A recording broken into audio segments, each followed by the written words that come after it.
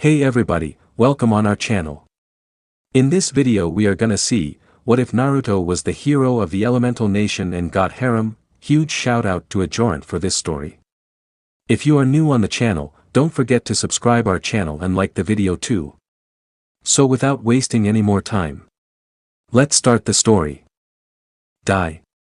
The shout came from a young blonde 13-year-old wearing an orange and blue jumpsuit with a spiral on the back. He was previously poisoned by mist ninjas known as the Demon Bothers. His name is Naruto Uzumaki. His sensei, Kakashi Hatake, sporting a green flak jacket and a face mask with his headband covering his left eye, nodded. Yes, he spoke, we should drain the poison slowly and not make it rush out. Typical Naruto, spoke a pink-haired girl wearing a red shirt/dress, always rushing to things before thinking things through. That struck Naruto's ego. Come on Sakura, the blonde complained. The final teenager, Sasuke Uchiha, sporting a navy blue shirt with a fishing lure on the back, spoke. You okay, you big chicken? Naruto growled at the statement as Kakashi wrapped a bandage around Naruto's already healing hand. Guess the fox is healing Naruto already. He thought. You see, Naruto was holding the QB no Kitsune. The fox was sealed into the blonde a few moments after he was born. It was a blessing and a curse. Now Mr. Tazuna, spoke Kakashi, I believe you owe us an explanation. All attention turned to an old man holding a sake bottle and wearing a gret no-sleeve shirt. Tell me, he said. Have you heard of Gato? A/N, the conversation is the same as canon, so we be moving on. 20 minutes later. The group had agreed to stick with the old drunk till the bridge he was building would be complete. They had walked further down the road till Naruto heard a voice. Hero, it sounds sweet and angelic. Did anyone else hear that? He asked. Sasuke scoffed. What you talking about, dope? Sakura spoke as well, yeah, all I can hear the birds. Naruto shook his head. I heard a voice, he said, pointing to the forest, it came from that way. Everyone looked in that direction. Tazuna looked shocked. You mean, you heard a voice from the hero's forest? He asked. Kakashi raised his visible eyebrow. Hero's forest? Tazuna nodded. Yes, are you familiar with the legends of Hyrule and the Triforce? The ninjas were confused by what Tazuna said. Well, all, minus Kakashi. No way, you mean? Tazuna only nodded as he looked into the forest. Yes, the citizens of Hyrule moved that weapon, the evil's bane here. Sasuke's eyes widened as he rushed towards the forest. That weapon could be what I need to take down Ida. Before Sasuke could finish his thought, he slammed into what seems to be an invisible barrier. Everyone went and checked on the Uchiha before Naruto heard the voice again. Come, wilder of courage. Naruto's curiosity got the better of him as he walked into the forest, passing through what barrier was there. Everyone else was in shock. No way, spoke Tazuna, who then looked at Kakashi, did he have a triangle mark on his dominant hand? Kakashi nodded before he replied, yeah, but does have to do with what happened. Tazuna looked at Naruto's back disappearing into the forest. Then, he is the new hero. Sakura and Sasuke was confused, but Kakashi's visible eye widened as he stared at Naruto, who was barely visible now. Minato-sensei. He taught, why did the goddesses choose your son? In the hero's forest. Naruto continued following the voice till he arrived at a pedestal. In front of it stood two figures, two children about his age from what Naruto could guess. The boy has orange hair, was wearing a green tunic and a green hat. The girl has green hair plus wearing a green dress. Each of them had a glowing ball of light near them. And apparently, from what Naruto can tell, the two of them were arguing. And I keep telling you, Saria, said the boy, he won't come. He's with two adults who could make him believe he's gone nutty. The girl, Saria, giggled, before replying. On the contrary, Mito, she said as she turned her head and looked at Naruto with a smile, which earned him a blush, he's already here. The boy, Mito, turned his head and saw Naruto. Okay. He said with a sigh, but how do you know he's the one? Saria stood and looked at Naruto in the eyes and smiled again, causing Naruto to blush more before replying. Because I see Link in him. Mito grumbled as he walked deeper into the forest. Naruto walked forward, still bloating, till he was in front of the pedestal. Hello, Naruto.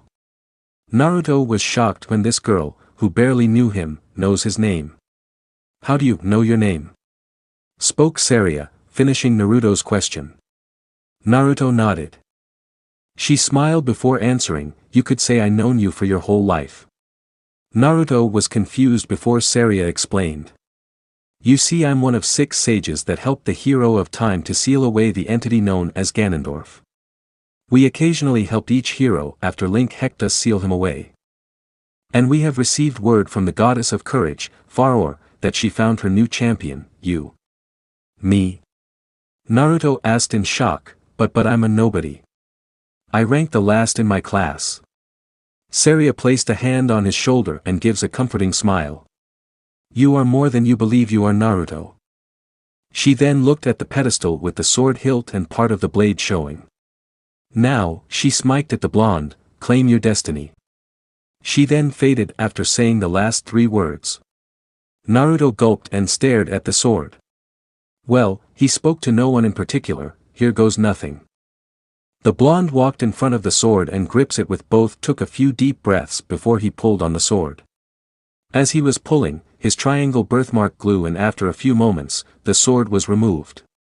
That was difficult. Thank you for freeing me. Naruto got startled and looked around. Who said that? I did, the sword. Naruto looked at the sword as the blade glowed in the forest. Who are you? He asked. The sword let out a sound which sounded like a giggle. My name is Phi. Spoke the sword spirit, and you are my new wielder. You are the only other hero I could ever talk to. Naruto was in shock. Well. I'm honored. Naruto then noticed a sheath and placed the sword in it before slinging it over his shoulder and decided to ask one more question. But, what you mean by Hero Phi? Outside the forest. Everyone was waiting in hopes Naruto came back, even Sasuke was worried for his idiotic comrade.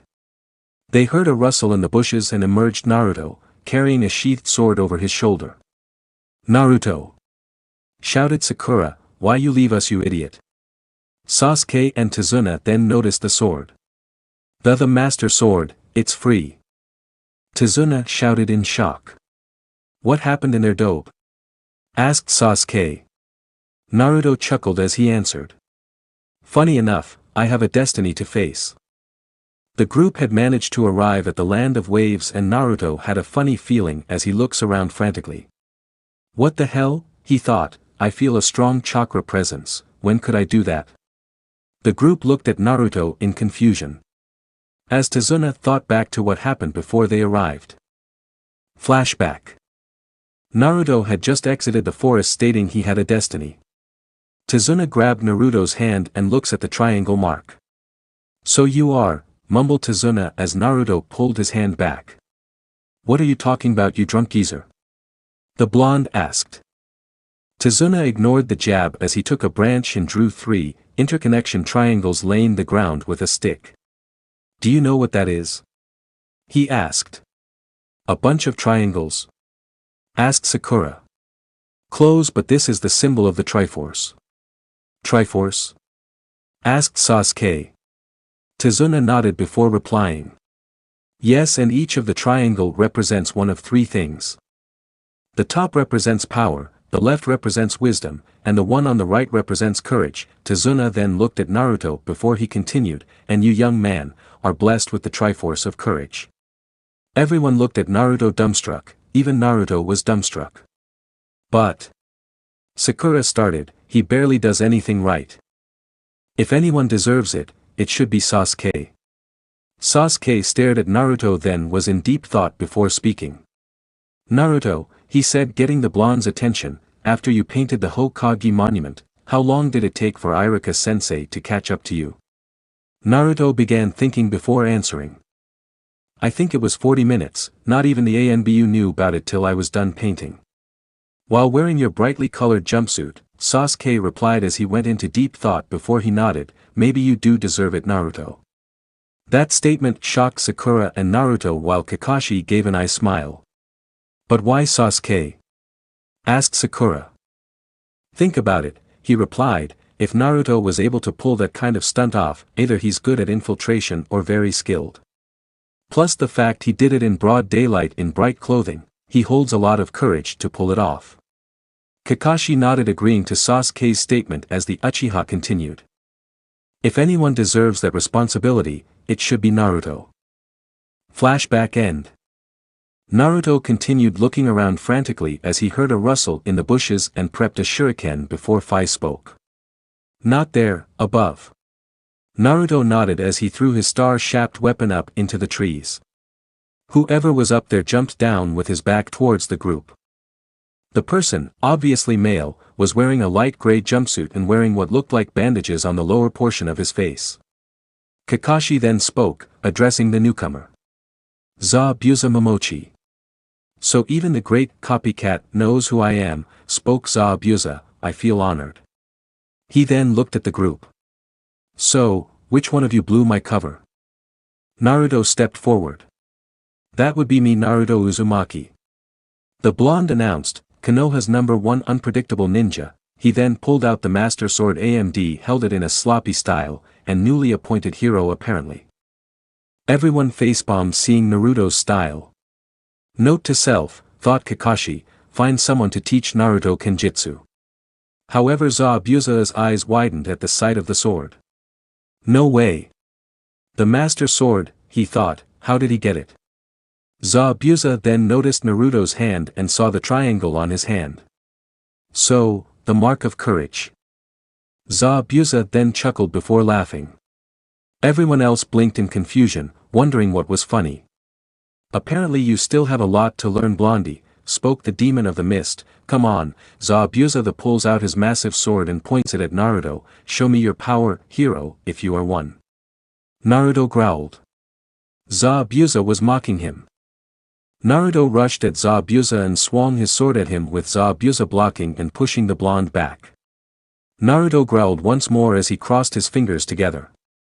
Shadow Clone Jutsu. 20 Narutos then appeared, shocking to Zuna, but Kakashi and Zabuza narrowed their eyes, noticing only one Naruto held the master sword. So the shadow clones can copy the weapons, thought Kakashi, but the master sword can't be copied. Zabuza was having similar thoughts. This Gaki just made himself a huge target. Not only can he not hide himself from others in that jumpsuit, but he only has one sword on him. Naruto and his clone noticed as well. What the hell? Asked a clone, boss, why do you get the sword? I don't know, said the real Naruto, there must be a reason why this happened. All the Narutos began arguing right there. Zabuza took the chance and attacked. Naruto! Called out Sasuke, look out! But it was too late and all the Narutos got attacked and all the clones poofed away, leaving the real Naruto breathing heavily. What the hell, thought Naruto, I swore my clones could have gotten copies of this sword. It was not your fault, spoke Fi into the blonde's mind, the sword was blessed by the goddess Hylia to ensure no copies were ever made. Damn it, got any ideas to get an upper hand? As Naruto was talking to the spirit of the sword, Zabuza watched in deep thought. Gaki must be planning something, he thought, I may be testing the Gaki, but when this is over, the old man is mine. He then noticed Naruto standing up and points his sword at the sky. A glow surrounded the sword, then Naruto glared at Zabuza. Pump some chakra in, thought the blonde, then did what he planned before. Skyward slash. Naruto swung his sword and circle of what seems to be energy was coming to Zabuza. The Chunin held his sword in a blocking position, but was in a major shock. When the energy beam landed on his sword, it broke in half. Everyone stood in shock. What happened? Naruto couldn't even believe it himself. I broke his sword, thought Naruto. How is that possible, thought Kakashi. No way, thought Zabuza, I know that the master sword was powerful, but Before he could finish his thought, two senbon needles went through his neck, shocking everyone as a masked person landed near Zabuza's body. "I thank you for your assistance, hero," said the masked person, "but I shall take Zabuza from here." He then collected Zabuza and his sword before flickering away. Everyone blinked at what transpired. Naruto then looked at the group and chuckled sheepishly. "I can explain about Zabuza's sword being sliced." The Smash locker room was in a buzz due to some concerning news. "What?" screamed Palutena. "What you mean Link and young Link are sick?" Zelda looked down in shame. "I know it's hard to believe," spoke the Princess of Hyrule, "but yes, all the Links are sick, minus Toon of course." Toon Link nodded at the acknowledgement as Zelda conchued. "Unfortunately, I couldn't find a replacement." "Real shame," spoke the beardless Ganondorf, "I was hoping to finally winning over that boy." Samus shook her head as she placed a hand on Zelda's shoulder. "We'll find someone," spoke the bounty hunter. "Excuse me?" Everyone looked over and saw the 13-year-old version of Naruto with the Master Sword strapped to his back along with what looked like a small metal shield, A/N, Skyward Sword's metal shield, strapped to his back. Wearing his classic jumpsuit with the major difference with the Triforce symbol on both arms and a bigger one on the back on top of the Yuzu Whirlpool symbol. "Say," spoke up Pit, "aren't you Naruto Uzumaki from that manga/anime series Naruto?" Naruto nodded. "Yeah," he replied, "but I'm an alternate universe Naruto where I'm well." Naruto then motioned to the Master Sword as he continued, "I'm the apparent hero." Before anyone could respond, a huge potion of the female smashers surrounded him. "You're so cute!" screamed Peach as she hugged him close with young Naruto. "You must have gotten your regular exercise in," spoke the female Wii Fit trainer as she poked his arm muscles. Palutena then pulled Naruto away with a mighty enough. She then kneeled down to Naruto's level and asked, "Why are you here, young one?" Before Naruto could respond, another voice sounded. "It's because we were asked by the Links to replace them for the time being." Everyone turned and saw an older-looking Naruto wearing his orange and black jumpsuit, complete with symbols of Twilight and the Triforce on the arms, and on the back was the Triforce with the swirl in the center, but the triangles contained a beetle for the top. A Skyloft paw print on the bottom left and on the bottom right was what looked like a Zora fin. He also had the Master Sword, but he had the Hylian shield strapped to his back. Zelda, Daisy, Peach, and most surprisingly, the Inkling girl were doing their best to hide their blushes. "Can anyone help us around?" asked the older Naruto. Time seemed to slow down as everyone moved slow except for Bayonetta walked normally. "I'll show you boys around." She spoke with her sultry voice, making young Naruto blush as she led the two Narutos out of the room. "Should we be worried?" asked young Naruto. Bayonetta just ruffled the young Naruto's head as she replied. "Don't worry, everything be alright." Older Naruto nodded. "Yeah, we got a badass Umbra witch by our side." Young Naruto looked back at the slow-motion moving people. "I wasn't referring to us." As time resumed, most of the females were furious at Bayonetta. "Darn that witch!" screamed Daisy, "using witch time on us." Off to the side, all the guys sighed. "I'm not sure who's worse, Link or Naruto." Mario looked at the ceiling in thought. "When did we become second bananas?" he asked to no one in particular. Inspired by Tremor 230 and Curious Kitsune 654. Goddess Temple. Here we see the three goddesses, Faror Din, and Nehru, and the head goddess, Hylia, were currently watching their latest hero battle Zabuza via a mystical fountain. "Who taught that kid to even fight with a sword?" asked Din, who was garbed in a long fire-red dress. "Well, let's not forget Din," spoke Nehru, garbed with simple ocean blue robe. "Young Naruto never held a sword before, so can you blame him?" Din shook her head as she replied, "Good point, sis." She then looked at Faror, wearing a bright green dress. "You managed to get a sloppy champion this time around, Far." Faror sighed. "Please don't call me that." "Now everyone please calm down," spoke Hylia, who was wearing a bright golden dress. "I think the battle might be over sooner than we think." Everyone looked at the fountain as Naruto performed a skyward slash and split Zabuza's sword in half. Din whistled, impressed by the ending. Never mind, he got skills. Faror smirked at her sister. Wish you had chosen him to be your champion instead. Din ignored Faror, grumbling to herself. Naru turned to the courage goddess.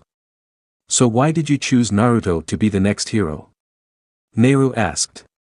Now that you mentioned it, spoke Din, I am curious myself. So am I, Hylia said. Faror knew this day would come. Well, she began, it happened when I visited the Elemental Nations about 13 years ago. 13 years ago. Konoha shopping district. Faror was currently wandering around the streets in hopes of finding a new wilder of her power, the power of courage. She walked into a small ramen shop and sat next to a woman who was devouring ramen like crazy. She had red hair and wearing what looked like a green and yellow dress. Faror was a bit disgusted and also impressed with how many bowls she had eaten, which was 30 bowls. But she was surprised at the size of her belly. The woman seemed to notice as she spoke. Yeah, I'm feeding for 2 right now, Databane. The woman then slapped her forehead. I still can't get that tick to go away. Faror shook her head. I'm sorry, spoke the goddess, I didn't mean to stare. I'm Faror. Name's Kushina, spoke the now named Kushina, Kushina Uzumaki. The goddess smiled at the pregnant woman. Her soul is pure, she thought as she looked at her belly, and I can sense that her child will be one who will hold great courage. Excuse me, Kushina. Kushina looked at the blue-robed woman with a raised eyebrow as Faror continued, I'm a traveling priestess, she lied, and if you don't mind, I would like to place a blessing for your soon-to-be-born child. Kushina narrowed her eyes before nodding with a smile. Sure, spoke the red-haired woman, his name will be Naruto by the way. Faror nodded as she placed a hand on Kushina's stomach. Young Naruto, she began, the world is currently waiting for you, but for now I place this blessing on you. I have seen the great courage you would hold, and may that courage lead you to many victories. And I also bless you, she thought, as my new champion. May the power of courage protect you and have you succeed in your dreams. Faror smiled as she passed the power of courage into the yet-to-be-born Naruto Uzumaki. After she finished, she stood up and leave, before giving Kushina one more smile. May the goddesses of Hyrule bless you, child, spoke Faror as she left. Kushina, confused, stood up and exited the ramen shop, after leaving her pay, and looked around for the traveling priestess only to see that she was gone. Goddesses of Hyrule? What could that mean? Kushina thought out loud as she headed to the Hokage mansion. Flashback end. All the goddesses were in shock. That would explain why you asked me to give books and spread the word of Hyrule around the nation, spoke Naru. Faror nodded. Din smirked. The youngest of us did a very smart thing. I'm impressed, Far. Hylia nodded in agreement with Din. Yes, spoke the head goddess, for now let's continue watching our young hero. He just arrived at the drunkard's place. All the goddesses nodded as they looked at the fountain and watched what unfolded.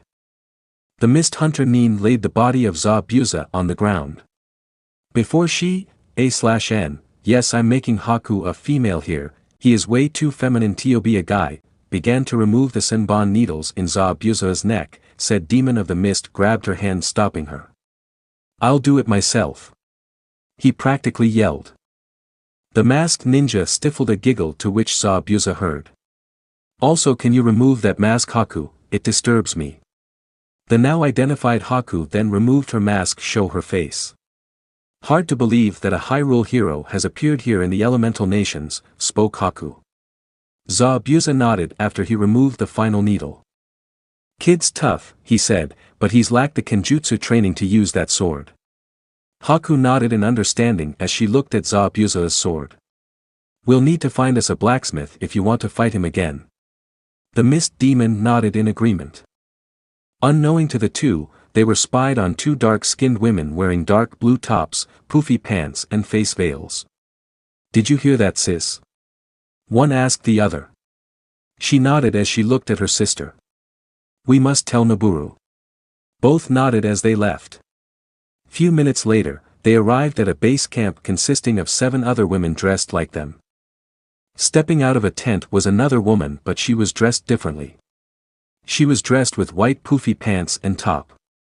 She may not have a veil, but she had a gold headband showing off a huge red jewel on her forehead. "Report," she told the two that arrived. "Lady Naburu," spoke one of the sisters, "we have heard word that there is a new hero here in the Elemental Nation." Naburu nodded as she asked, "Anything specific on how he looks?" The other sister shook his head. "The only details we heard was that he was a young boy and not a master of something called Kenjutsu, whatever that is." The leader nodded. "From what I read, Kenjutsu is basically sword fighting styles." Naburu spoke as she grabbed her spear, A/N. "Dia, anyone remember the proper name of these spears?" "Anyone," and polished its bladed end as another female warrior similar to them appear. Naburu looked at the new arrival. "Report," she told the new arrival. "I have found the new hero and his location." Naburu motioned for her to continue. "He is what looks like, a 13-year-old blonde wearing what I believe is a bright orange jumpsuit, plus apparently he's got what looks like whisker marks on his cheek," the warrior reported. "He's currently with two others of his age, one, a female with pink hair and a very generic dress, A/N, how else could I describe 13-year-old Sakura's clothes, and the other, a male, with blue clothes, and he also has a black duck butt hair. A/N, sorry I had to make that small reference to the other fanfictions making fun of Sasuke's hair. All three of them are with the old man of the family we are watching and the son of the White Fang." That stopped Naburu's polishing. "The son of the White Fang?" she asked. As the reporter nodded, Naburu looked over her warriors as she held her spear. She announced, "Gerudos. We are going recon on these ninja." The Gerudo warriors cheered as they grabbed their weapons as marched towards Tazuna's house. Tazuna's house. A/N, mainly everything that happened is canon minus the knocked out Kakashi. Naruto was about to bash the door to Inari's, the grandson of Tazuna, room. Naruto heard the young boy crying, wanting his dad. Naruto walked away as Fi spoke. "Guess he's had it rough." Naruto nodded in agreement to the sword spirit. "Yeah, at least he knew his folks," spoke Naruto as he headed downstairs. "I don't know anything about mine, minus from Hokage saying that they both loved me very much." Before he made it downstairs, he heard a scream from the Inari's room, which was heard by everyone in the house including Team 7, Tazuna, and Tsunami, Inari's mom and Tazuna's daughter. Naruto burst into the room and saw a female warrior garbed in dark blue, holding Inari under her right arm. Naruto growled. "Hey!" he yelled, "let him go." The Gerudo warrior giggled. "Get me if you can, hero," she giggled as she jumped out the window. Naruto followed suit. Sasuke, Sakura and Kakashi noticed Naruto following the female warrior before following them. Tazuna and Tsunami watched as the young woman cried worried about her baby boy as Tazuna comforted her. Forest area near village. Naruto arrived and saw Inari inside a makeshift cage made of bamboo. The rest of Team 7 arrived as Kakashi stepped forward. "You'll let him go right now?" Naruto yelled. Kakashi nodded as he spoke, "He's very important to a client of ours." Naburu stepped forward. "As much as we like to son of the White Fang," Kakashi winced as he was called that, "we aren't gonna hurt, just needed him to draw you and the hero here." Naburu then saw Naruto. With a smirk she continued speaking. "Funny how he got here first." Naruto growled as Naburu walks around him. "Got to admit though, he is pretty cute, though the orange jumpsuit, it's a bit tacky, especially with that shade of orange." "Don't diss the orange." Naruto was about to attack till Sasuke stopped him. "Naruto," he said, "don't rush into anything you dope." The last Uchiha was then poked by one of the warrior's spears. "Quiet duck butt." Naruto tried his best to hide a chuckle. Fi then spoke up. "Be careful master," she spoke from the sword, "they are Gerudo, master the Ives and warriors, but yet they feel off now for reason. I'm 78% sure they are different than the ones the hero of time faced." Naruto nodded as he pulled out the master sword. One of the warriors stepped forward and pulled out two cutlasses swinging them around. The blonde blinked. He spoke, I feel nervous now. Sasuke and Sakura were about to help Naruto, till two of the warriors grabbed them and restrained them. Hey! Shouted Sakura, let us go. Sorry Pinky, spoke the warrior restrained her, but 3-on-1 is a tad unfair. Kakashi noticed till Naburu stepped in front of him. Sorry, she spoke, but I'm afraid your battle's with me. Kakashi sighed as he lifted up his headband revealing a red eye with 3 tomos surrounding the pupil, the Sharingan. The Gerudo leader prepared herself twirling her spear as Kakashi prepped a kunai. Shall we? He asked as Naburu nodded. Let's. The two ran towards each other in a major clash.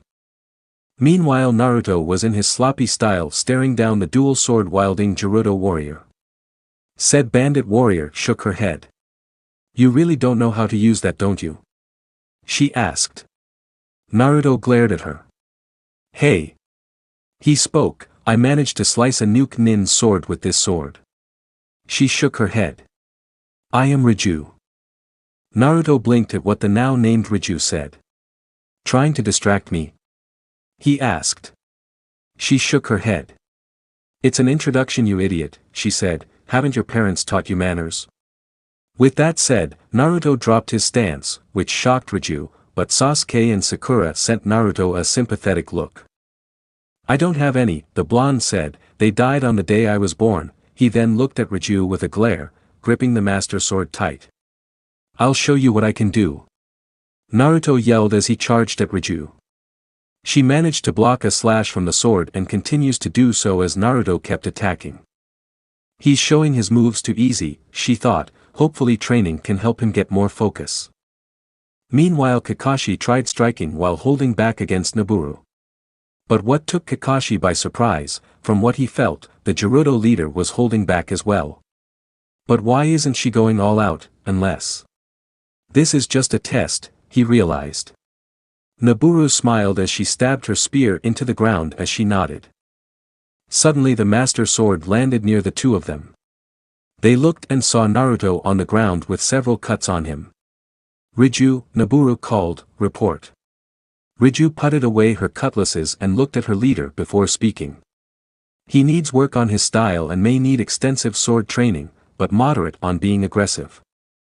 With enough training he could be as strong as either the hero of the sky or the hero of time. Naburu nodded while Inari, who was taken out of the cage by a younger Gerudo, was confused. Who are you talking about? He asked, heroes are just myths. Naburu giggled as she kneeled and rubbed Inari's head. Heroes are real, kid. Come on, I'll explain when we get to your house. She held out her hand towards the young boy. Hesitantly Inari took it as Sakura and Sasuke, who were just let go, helped Naruto up as Riju retrieved the master sword and sheathed it for the blonde who glared at her a bit. Kakashi lowered his headband over his eye as he looked at Naburu. I think explanations will be top priority before any stories are to be told. Naburu nodded. Riju, you're with me, everyone else stay at the camp, the Gerudo leader ordered. Everyone then left the forest back to Yari's home.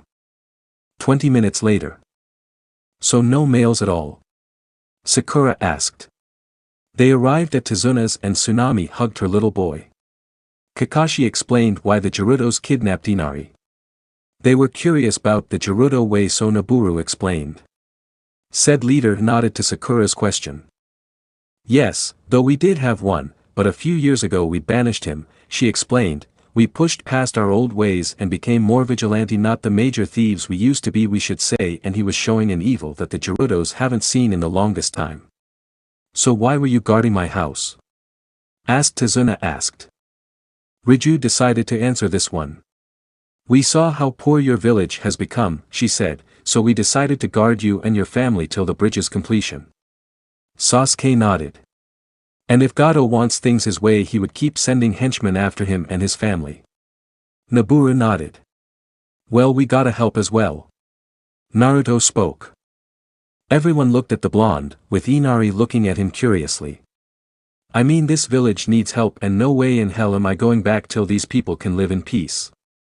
Kakashi and the Gerudos smiled at the blonde's statement, Sasuke nodded, Sakura grinned, and Inari looked at Naruto before saying, "Do you even have what it takes?" Naruto chuckled sheepishly as he answered, "Well, if we get some training in." Kakashi nodded. "Reason why tomorrow we begin your chakra control training," spoke the son of the White Fang. "Kakashi, if you don't mind," spoke Naburu, "we would like to train Naruto in the art of the sword. Riju is our best swordswoman and she should be able to find a style just for him." Kakashi thought about it. It may be true that Naruto is not a kenjutsu expert, he thought, and they seem to help out Tazuna's family enough. Kakashi nodded. "Alright," he spoke, "Naruto, you'll have 1 hour on the chakra control exercise I have for you, Sakura and Sasuke tomorrow, then head over to the Gerudo camp, they'll train you in kenjutsu." "Swordplay." Riju corrected, "We are not used to what kenjutsu is." Kakashi nodded.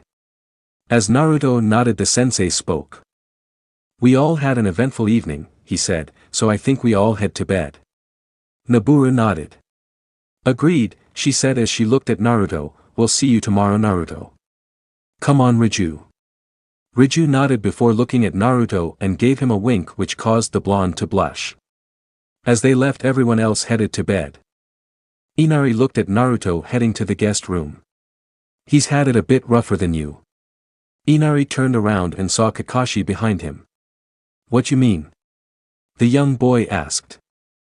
"Unlike you," said Kakashi, "Naruto grew up without any parents, but he continues to push himself past his limits to prove to anyone that he was capable of amazing things." He then placed a hand on Inari's head with a nice smile. "If you manage to find courage within yourself, you'll be able to do amazing things as well." With that, Kakashi went to the guest room, leaving Inari to his thoughts. Meanwhile, Naruto was having thoughts of his own. Can I truly be this great hero that old man Tazuna and these women claim I can be? I mean, I got disarmed today, so how can I? Is everything okay, master? Asked Phi. Naruto shook his head. Yeah, I'm okay, just thinking about what happened today. Phi stayed silent for a moment before speaking again. You're a bit like the hero of time, said the spirit. Naruto was a bit confused before Phi explained when the hero of time first wielded me. He was still a child but in an adult's body, he barely knew how to wield the master sword. Lucky enough, he was trained by the Impa in his time to wield and use the master sword with ease. A/N, yes, I'm bringing in manga reference, so gotta give Naruto confidence somehow. I do believe Naburu and Riju would be great teachers for you. Naruto looked at the sword. Are you sure? He asked. I am 96% positive, master. Naruto groaned.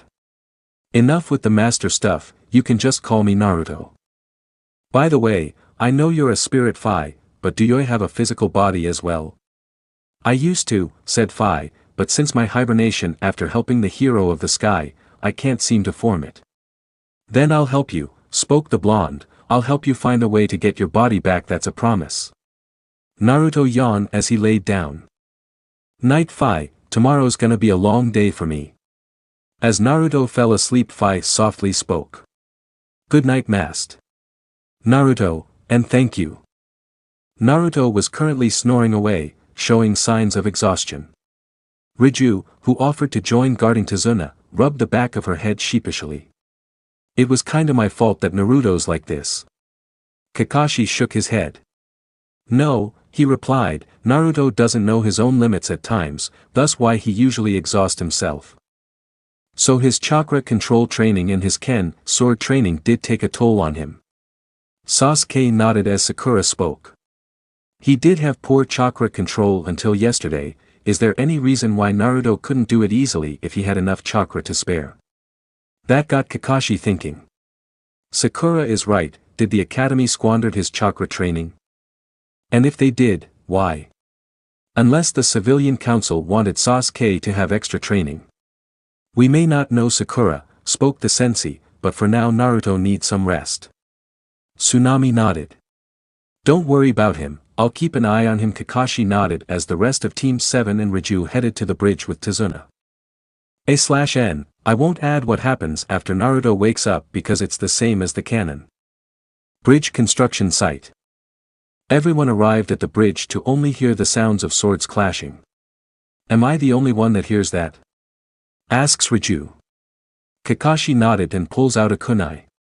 Everyone, protect Tazuna, he ordered, I'll investigate what's going on. He then ran stealthily to the source, but as he arrived, he saw Zabuza and the fake Hunterine fighting a strange-looking person. He has pale gray skin, white hair that covers one of his eyes, wearing a red poncho/cape combo and a white uniform of sorts with diamond-shaped hole on the legs, who is wielding a rapier-like sword.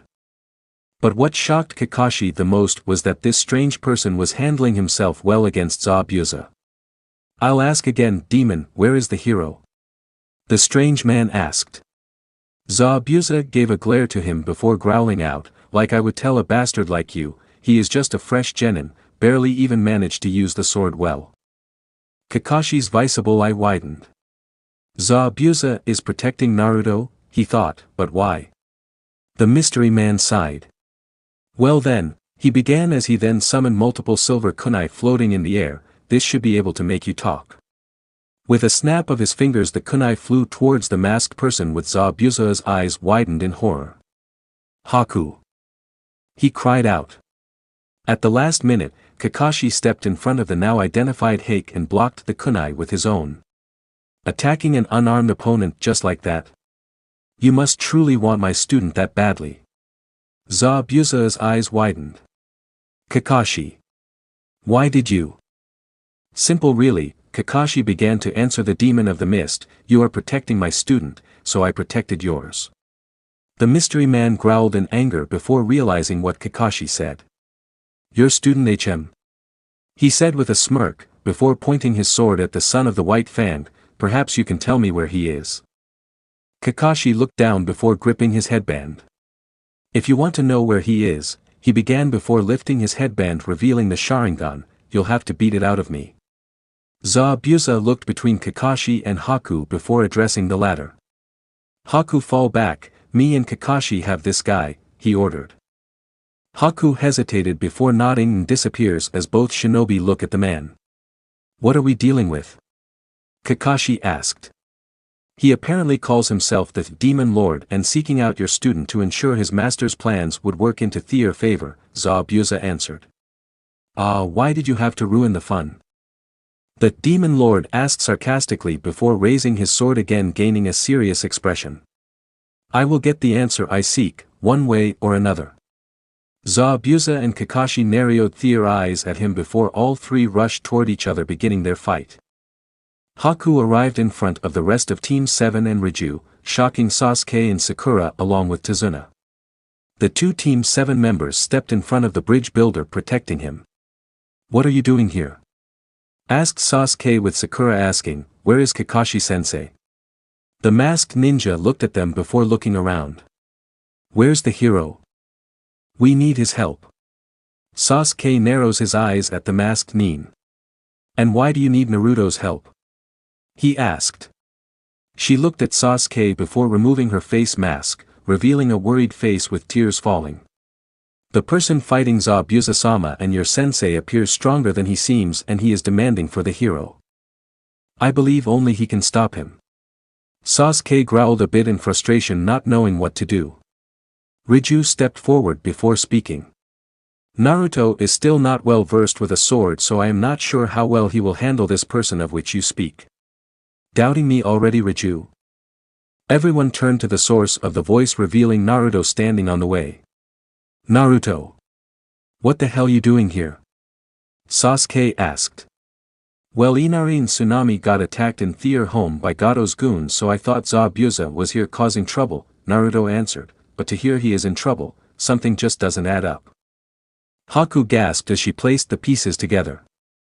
Gado was going to betray us, she realized. Riju let out a small growl. I know we don't have males in the Gerudo tribe, but we wouldn't just betray the people we help. Naruto looked ahead. So he is there I am guessing. He asked. Haku nodded. Yes, she responded, but do you think? If I can beat this guy? Maybe, but we'll see. Naruto responded before moving forward before being stopped by Sasuke. Naruto. He called out. The blonde looked toward his teammate. This is your first true battle, he began. I have a feeling this person boosted this mission up to an S-ranked mission, so try not to die dope. Naruto nodded with a smirk. Sure thing Baka, Naruto responded with Sasuke returning the smirk as Raju spoke. Naruto, remember your training, she said, make sure to show no openings and attack when you see one. Sakura then added, also remember that the Master Sword can't be useful with your shadow clones. Naruto nodded. I actually have an idea to use shadow clones. Wish me luck, he said as he rushed toward the battle. Naruto arrived noticing Kakashi and Zabuza covered in cuts and bruises. He growled as looked at their attacker. Hey! He called out. The Demon Lord turned his head and smiled a mischievous smile. So, he said, the hero arrives. Naruto, get out of here, called out Kakashi. So Naruto's the name? Not Link? I'm surprised, the mystery person said as he walked towards Naruto before disappearing in a cluster of diamonds. Naruto looked around before pulling out the Master Sword, keeping his senses high as he focuses around him before he noticed the Demon Lord behind him before trying to slash at him, with him dodging. My, you are on high alert, aren't you, fish cake? The man spoke before bowing, but where are my manners? Your teacher didn't let you introduce yourself, but I believe I should introduce myself. I am Gairahim, servant of Lord of Darkness, and I've been seeking you.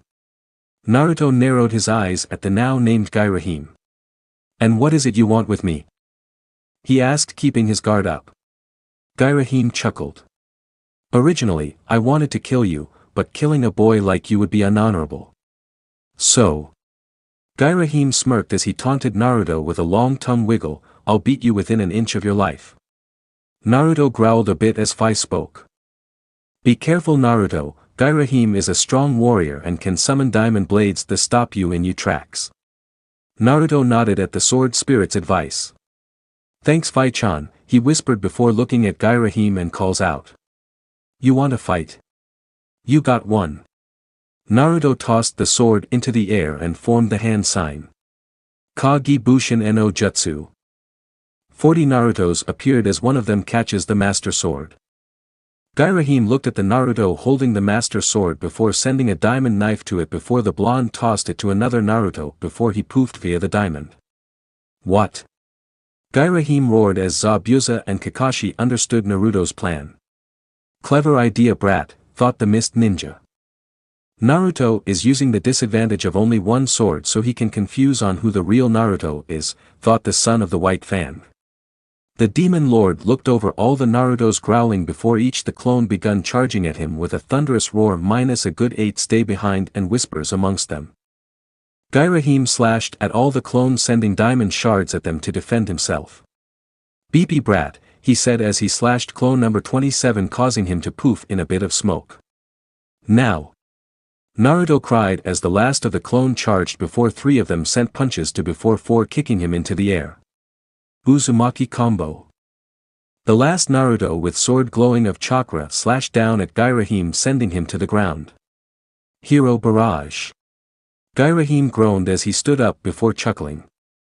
I gotta to admit brat, that actually hurt, he said looking directly at the blonde hero, victory is yours for now, and as a prize, I'll give a slight hand to this city's dilemma. The Demon Lord snapped his fingers before a sound of a thud was heard. Everyone looked in the direction and noticed a small man on the ground with blood coming from the back of his head courtesy of a diamond blade. What the hell? Naruto exclaimed shocked. Zabuza stared in shock as well, along with everyone else on the bridge, including the people behind the man. That was Gato. Zabuza said in disbelief, he was going to betray us. Gairahim chuckled with a nod. Even I could feel his intentions, he said before looking at Naruto with the blonde glaring at him, oh come now, victory is yours, this town is saved, his grin then became a frown, but enjoy your victory for now, fish cake, for next time we meet I'll be fighting to kill. With a snap of his fingers he disappeared in a group of diamonds. Naruto stared at where the Demon Lord stood as he sheathed the Master Sword.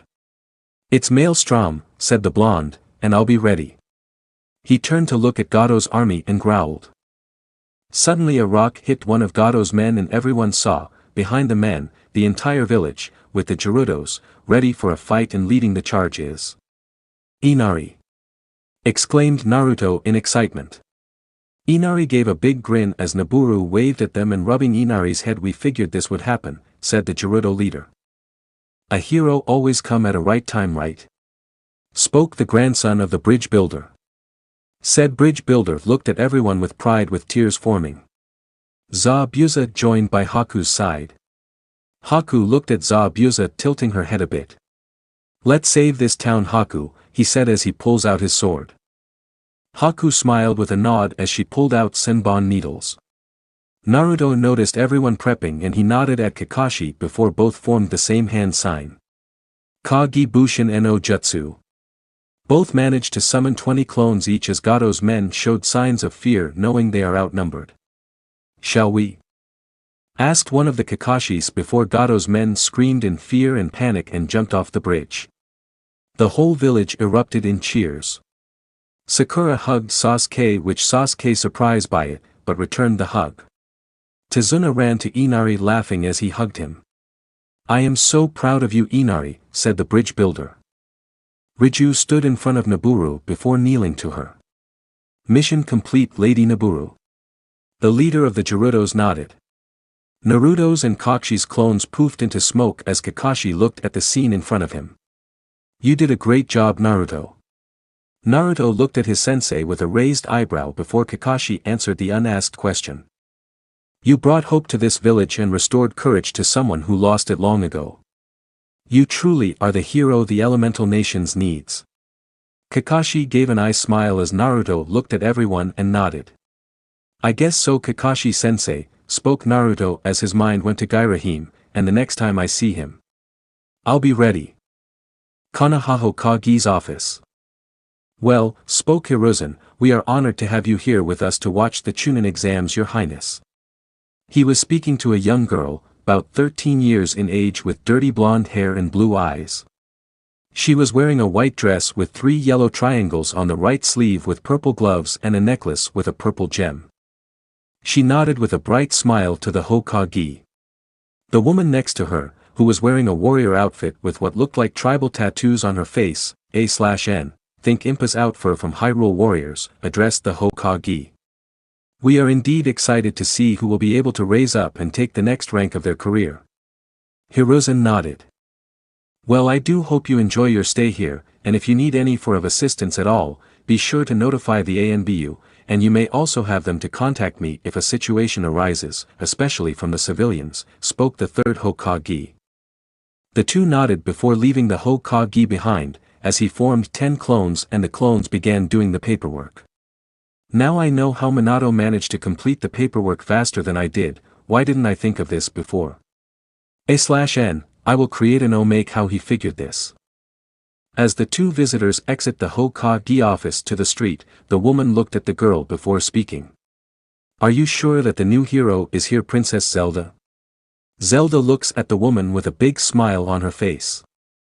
Of course I do, Impa, she says. He may not be here right now, but one thing I do know, by the time we find him, the world may already know about who he is. Unknowingly to the both of them, a yellow triangle glows on the princess' left hand, near her pinky. Zelda and Impa were enjoying the sights and sounds of the village. They managed to check every store and managed to purchase several new jewelry for Zelda, which includes a necklace with a whirlpool symbol in the final jewelry shop. When she asked the storekeeper the symbol's meaning, he gained a sad look before explaining. That was the symbol of Konoha's greatest allies, the whirlpool village known as Yuzukagure. One of its citizens actually married the first Hokage, believe it or not. Mito, I believe her name was. Zelda looks at the storekeep with a raised eyebrow. Is there any of Mito's descendants still around today? She asked. He looked down before responding. There is one. I have suspicions, but as much as I want to speak with him, the civilian council won't let me. Hell, they are making me raise my prices for the kiddo. Death. The trio looked at the entrance and see a shinobi wearing a blank mask. The third supposed have disbanded your group a while back. The storekeeper spoke. Lord Danzo doesn't want anyone to go after the Jinchuriki. He's the sole weapon of Konoha. Zelda noticed Impa disappeared, probably to look for regular ANBU, so she decided to stall. Why would this Danzo want to treat Naruto as a weapon and not a person? The blank-faced ANBU looked at Zelda as she continued, I may not have met Naruto yet, but everyone should be treated the same. The ANBU responded. How did you know Naruto is the Jinchuriki? Zelda smirked. I didn't, you just confirmed it. I had my suspicions from people treating Naruto like a plague, from what this kind storekeep told me, to you conveniently come in as we were talking about him. Plus since it is a triple S ranked secret you exposed. You shall face death. Zelda, the storekeep and the ANBU looked behind and saw Impa, the third Hokage in battle armor and 3 separate ANBUs wearing Nico, Hawk, and Dove masks respectfully. Lord Third. The storekeep spoke nervously with Hiruzen bowed to him. At ease Batsu, the third spoke as he looked at the ANBU with a scowl. You root were disbanded by my order years ago. Danzo will be explaining his actions. The root agent pulled out a kunai and before he could do anything, he got contained and restricted in what looked like a diamond. Seems like you perfected Neru's love your highness, spoke Impa. Zelda smiled with a giggle as she replied. Probably better than any of my ancestors. The storekeep, now known as Batsu, looked at awe before he kneeled in front of her. Thank you so much. Zelda smiled at the praise. How long will he stay contained? Asked the third Hokage. Zelda replied, for a good 20 minutes Lord Hokage. Hiruzen nodded as he sent the ANBU to carry the contained root to interrogation. Batsu walked up to Zelda and handed him a second whirlpool necklace. If I may make a request, he spoke, please give that necklace to Naruto when you see him. Zelda nodded as Hiruzen spoke. Naruto is currently on his way back from a mission with his sensei and teammates. Apparently he found a weapon according to early reports, some sort of sword. Impa and Zelda looked at each other with Zelda smirking. Looks like you were right your highness, spoke Impa, this Naruto may be the wilder of courage. Zelda nodded as he looked at the necklace. We'll be waiting Naruto. Hiruzen looked at the both of them with a raised eyebrow. Why do you want Naruto? He asked. Impa replied, more so see and talk with him and reason. Do you know of the Triforce? Tale of Courage. Path to Konoha. Team 7 and Riju were walking home unknown that the bridge was named after Naruto. The team reflected on the final day before heading out. Flashback. Land of Waves. Day of departure. So what are you two planning on doing? Naruto asked Zabuza and Haku. Team 7 and the Mist Ninjas had headed out a few hours prior to different locations. Me and Haku may travel the nation a bit, replied Zabuza, then possibly help out with a war that is currently going on in Mizugakure. Haku giggled before adding he hoped to help out his old love interest May and possibly get rewarded. Zabuza blushed deep that it showed on his bandages as he covered her mouth in embarrassment. Still once everything calms down and you're in the area kid, how about a good spar, see how far you mastered your sword? Asked Zabuza holding out a fist to Naruto. The blonde nodded bumping his fist with Zabuza. Guarantee it. The Mist Nins nodded as Zabuza activated the hidden mist jutsu and disappeared with Haku. A/N, I do have plans on bringing them back down the road. Come on Naruto, called out Kakashi, we got ground to cover, it'll be a good number of hours before we get back home. Naruto nodded before Riju and Naburu appeared in front of them. Lady Naburu. Lady Riju, spoke Sakura. Sasuke and Kakashi rose an eyebrow at the duo's arrival with Sasuke asking, what do you two want? Riju glared at Sasuke as Naburu responded, our tribe is planning to move out and try to find a place where we can stay, but Riju humbly requested me to go with you all back to Konoha, as you called it and I agree, as long as the son of the White Fang agrees to it. Kakashi scratched his chin in thought thinking of the pros and cons. Of course she can come. Naruto exclaimed. Everyone looked at Naruto with Team 7 in a bit of surprise. Think about it Kakashi-sensei, I still need to perfect my sword fighting skills and Riju has been teaching me well, Naruto explained. Kakashi went into thought again as Sakura bashed Naruto's head for answering fast. Sasuke went into deep thought as well but on another matter. Kakashi then nodded. Probably a good idea, welcome to the team Riju. Riju smiled as Naburu nodded as she looked at Naruto. Keep her safe, hero. Naruto grumbled. It's Naruto, but still you got it, Naburu-sensei. Naburu nodded as she responded, it's Lady Naburu now, I taught you as much as I can. Riju can help finish the training. Naruto nodded as Naburu left. Flashback end. Riju and Sakura were having girl talk while Naruto and Sasuke were chatting. So I noticed your change in attitude, Sasuke, usually you're more to yourself and not willing to talk with others, said Naruto. Hell, during the tree walking training we made it a fun challenge between the both of us. Sasuke looked at Naruto before responding. Let's just say I had a chat with someone, and my ambition, it has changed a bit. Naruto raised an eyebrow. Okay. But who did you talk to? Naruto asked. The last Uchiha shaked his head, punching the blonde lightly. Like I'm telling you, dope, Sasuke responded. Naruto smirked. I'll figure it out sooner or later, team. Sasuke smirked at Naruto's response. Kakashi smiled, happy to see his team getting along. A glowing blue butterfly then landed on Naruto's nose. Ah. Naruto spoke, confused. I was looking for a village, not a person, silly butterfly. Everyone looked at the doors of force, seeing a young lady about 14 years of age, with dirty blown hair tied into a double ponytail, wearing a blue dress with purple butterflies printed over it and wearing black heels. I'm so sorry for my goddess butterfly, she was trying to help me get to a village but it led me to you, she spoke as she held out a finger with the butterfly crawling onto it, but where are my manners? My ancestor's namesake would be upset a bit. My name is Ajohrendt Abu Rami, descendant of the insect princess. Perhaps you may know of her. Team 7 shook their heads as Riju spoke. I heard of your ancestor before. Ajohrendt the insect princess, later on the insect queen, she had assisted the Twilight hero a bit, in exchange for finding some golden bugs that she had invited to a ball, she had gifted him with bigger wallets. Ajohrendt nodded. Yep, and she helped out the hero of the warriors, though from what was said, she enjoyed the experience, she replied. Sakura then spoke, wait, did you say Abu Rami? Would you happen to know Shino? The descendant nodded and responded, yep. He's my cousin. You see, before Konoha's founding, my clan was led by my great-great-grandmother. Some of the clan had decided to leave the nest, little bug humor there, and traveled from Hyrule all to the elemental nations, where they found sanctuary in Konoha. But the one thing our family holds true is our love for insects. I'm actually on my way to Konoha from Hyrule to meet up with the other portion of my colony, sorry, more bug humor. Well, we should introduce ourselves as well, spoke the sensei, I am Kakahi Hataki, the three young ones are my students, Blondie's Naruto Uzumaki, Pinky is Sakura Haruno, and Broody is Sasuke Uchiha.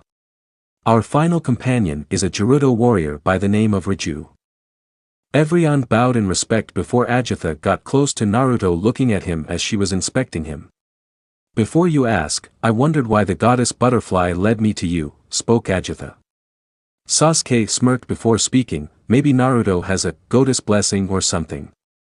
Ajohrendt shook her head. No, the goddess butterfly leads people to wherever they ask. She then slapped her forehead in realization.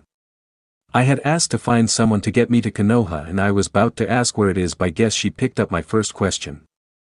Kakashi smiled as he replied, well, Naruto has more Konoha spirit than anyone else. Sasuke nodded in agreement as Ajohrendt wrapped her arms around one of Naruto's as she walked forward with him, with the blonde blushing. Lead the way. She said, you may find your way there with ease. Riju glared a bit, which Sakura noticed. What's wrong? She asked. Just why she managed to take advantage of him like that? Kakashi raised an eyebrow. How is she taking advantage, and isn't Naruto a little young for you? He is 13. Riju rubbed the back of her head before replying to Kakashi. Actually, I am 14 years. This shocked Sakura as she looked at herself, then at Riju. For 10 years and she looks like that, she thought.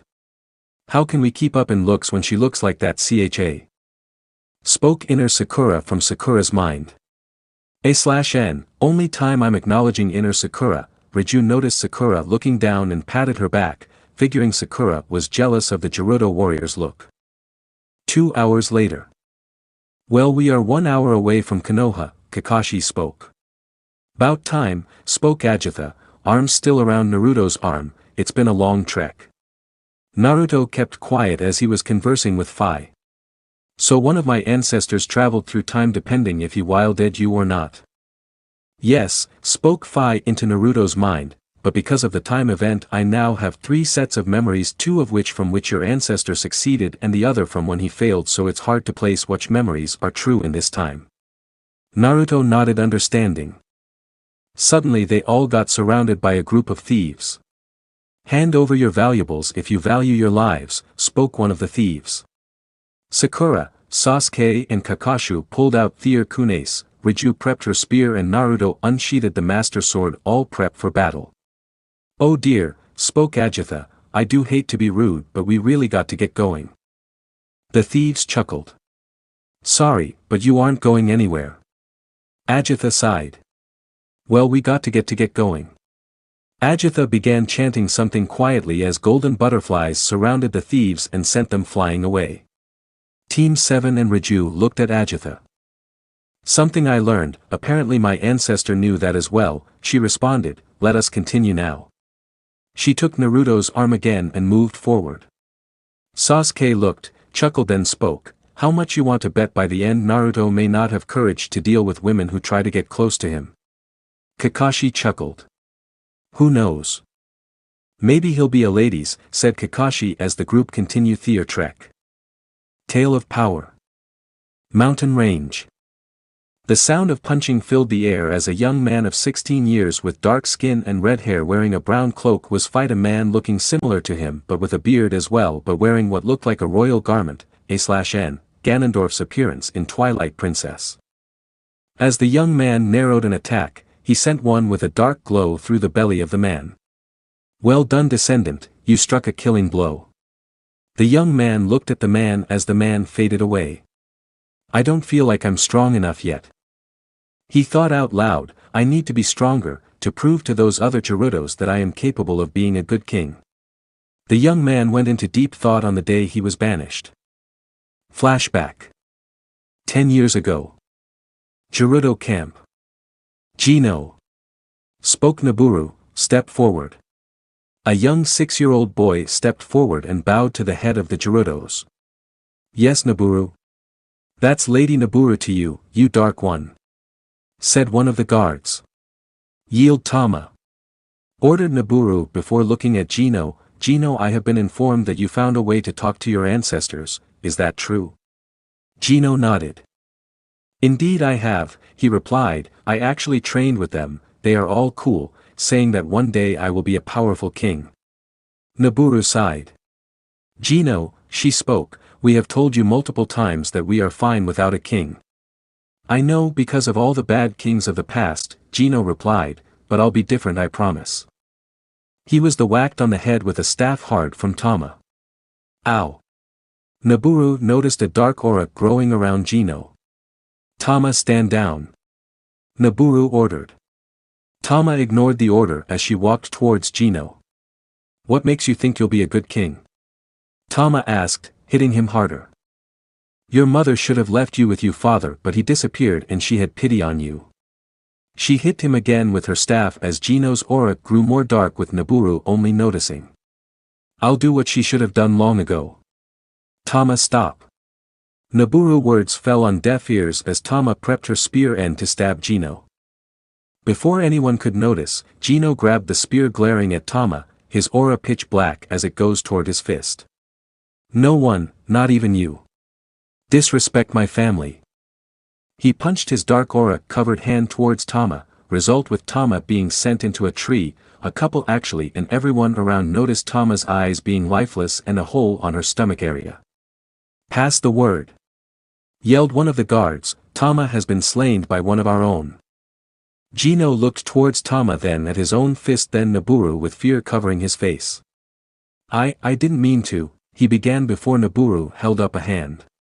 Head to the entrance to the camp and keep your head low, she said. I trust most of my guards to keep your deed quiet, but some of the others. Gino nodded as he headed towards the entrance of the camp.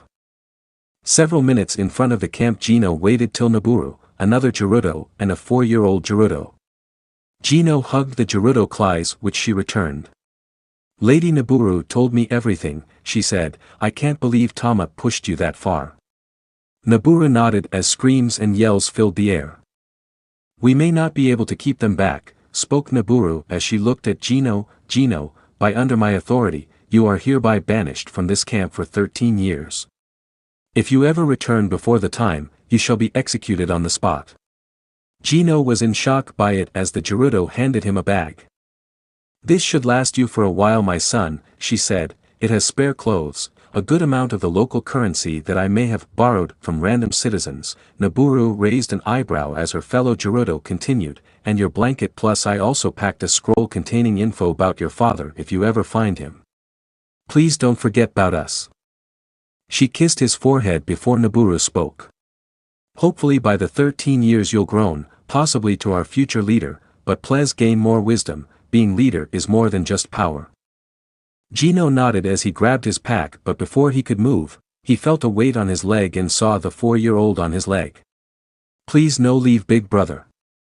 Gino looked down in sadness at her. I'm sorry, Riju, he said, giving her to their mother. I'll be back, I promise. He then ran into the forest surrounding the camp with Riju crying, shedding tears. End flashback. Gino prepped a fire as his mind went back to the day.